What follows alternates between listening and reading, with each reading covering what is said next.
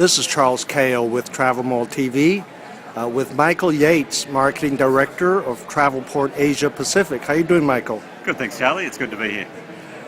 What are you learning this year from this gathering about the mood and changes and future of web in travel? Yeah. Well, it's just change. Obviously, we all saw the move to mobile, but what's further beyond mobile now is further fragmentation in the distribution channels with the emergence of the deal sites and other interesting players who are coming in and probably just making it even more complicated. Deal sites, flash deals, yeah, type the of Groupon, the Groupon style of cheapest deal to a larger group of consumers.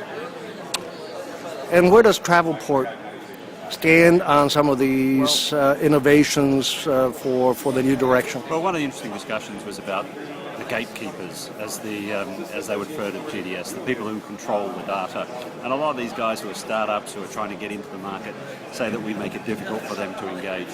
But our view is that through our universal API, we are actually opening up our data to a whole range of third-party developers who want to get in and work with us. And what do they respond to that? Well, of course, everyone wants everything for free. I think the argument was when we talk, it's, what's in it for us? And of course we're going to ask what's in it for us. But we believe we're making it available at commercially sensible rates that makes it affordable for developers who have got a sound commercial proposition.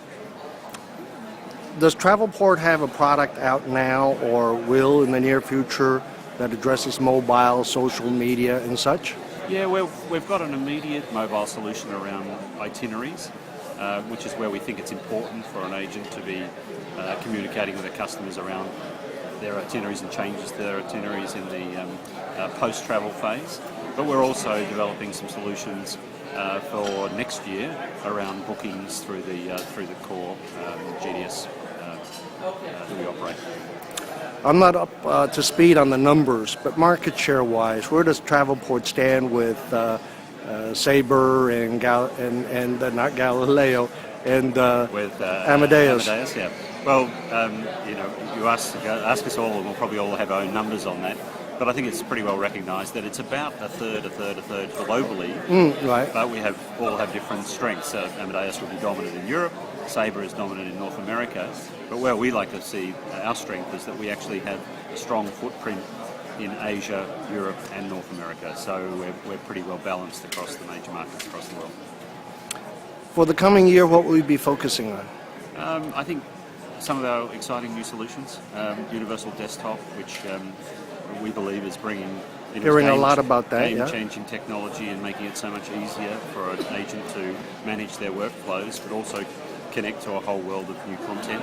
And the Universal API, which links to that, which opens them up to a whole range of third-party developers that we were talking about before to get access to content. But we also have developed and have been showcasing it here at ITB, Travelport Rooms and More, which is an online booking portal for agents to connect to countless number of hotel rooms around the world.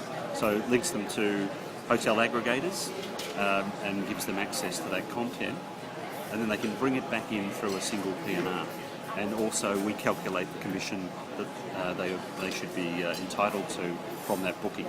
So Travelport Rooms and More is another very exciting product we're bringing to market already launching and bringing to market through 2012. Is there any Asian market you're will be focusing more on? Yeah, I think we're in pretty much all the established Asian markets, but clearly China and India are a major focus. And today we announced a new partnership with TravelSky, which of course is the state-run GDS in China, to do a joint venture around a seat application. An airline seat application. Oh, really? For seat selection. So while that's a relatively small initiative initially, more importantly is the partnership that we'll establish with TravelSky, which will see us develop a whole range of things together, over coming years, which we're very excited about. Last question, because of your past involvement with PATA. Yes. I understand that a technology committee, so to speak, subsection, will be created in PATA in the near future. Or it's been looked at, in Yes. likelihood it should. What are your thoughts of how PATA can leverage that to be a value add for its members and to recruit new members? Yeah. Well, I think as we've learned in the last 2 days, this is where it's at in terms of where travel is headed to. So I think for PATA members, they need to get their heads around how they can engage with new technology. So I think if PATA creates opportunities for them to do that, that's going to be adding value to members. And we would certainly be supportive of that as a corporate member of PATA. Michael Yates, Marketing Director of Travelport Asia Pacific. Thank you, Michael. Pleasure, Charles.